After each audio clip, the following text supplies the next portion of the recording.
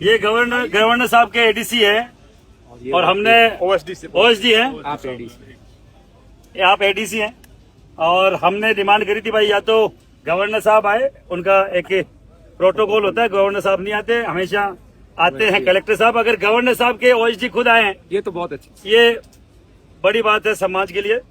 हम केवल पूरे स्वर्ण समाज की तरफ से सरकार एक ही निवेदन करना चाह रहे हैं, एक ही निवेदन करना चाह रहे हैं, हमारे बच्चों का सर जो भविष्य खराब किया जा रहा है हम कतई स्वीकार नहीं करेंगे, चाहे हमें सरकार का तख्ता बदलना पड़े। आज हमने कसम ली, हम आपके माध्यम से राष्ट्रपति तक बात पहुंचाना चाह रहे, प्रधानमंत्री को भी नहीं, राष्ट्रपति हमारे यहाँ का सर्वे सर्वा होता है देश का। हमारे बच्चों ने ऐसा क्या बिगाड़ा है जो हमारे बच्चों के खिलाफ इस तरीके का कानून लाया जाएगा जिससे हमारा बच्चा जन्मजात अपराधी घोषित हो रहा है। जन्मजात अपराधी मानकर अंग्रेजों के समय कई सारी जातियों को जन्मजात अपराधी घोषित किया गया था कि ये जातियां जन्मजात अपराधी है। क्या अंग्रेजों का राज है? हम साहब इस संविधान से चलने वाले लोग हैं और संविधान में सबसे बड़ा अधिकार है समानता का अधिकार, और इस समानता के अधिकार को हमारा हनन किया जा रहा है। समान शिक्षा का अधिकार हमें प्राप्त है, उसको हमसे दूर किया जा रहा है। हायर एजुकेशन में हमारे बच्चों को हायर एजुकेशन से दूर किया, 4 गुना फीस भरते साहब, और फिर भी हम प्रताड़ित हो रहे हैं। एक कमेटी बनाई गई है जिसमें 5 सदस्य हैं, equity commission, SC ST OBC, महिला और दिव्यांग, जनरल कास्ट का कोई व्यक्ति नहीं। क्या हमारे बच्चों के साथ हरेसमेंट नहीं होता या रैगिंग जैसी कुछ नहीं होती, या हमारे बच्चों को जाति सूचक शब्द नहीं बोले जाते? वो कहाँ जाके अपनी शिकायत करेगा?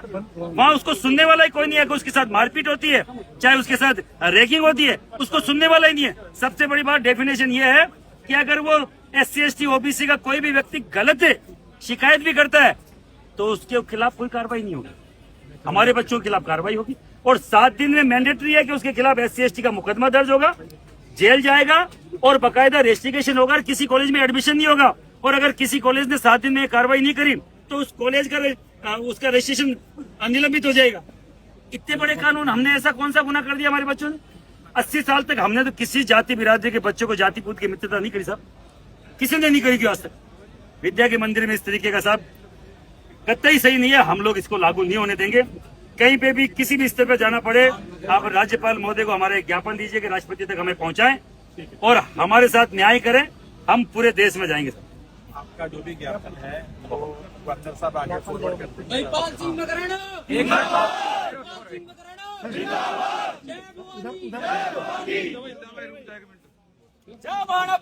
ये हमारे बेटी राणा जी यहाँ के कोऑर्डिनेटर हैं। ये और रुको शांति, इधर सामने आ जाओ भाई सर, थोड़ा सामने रहो।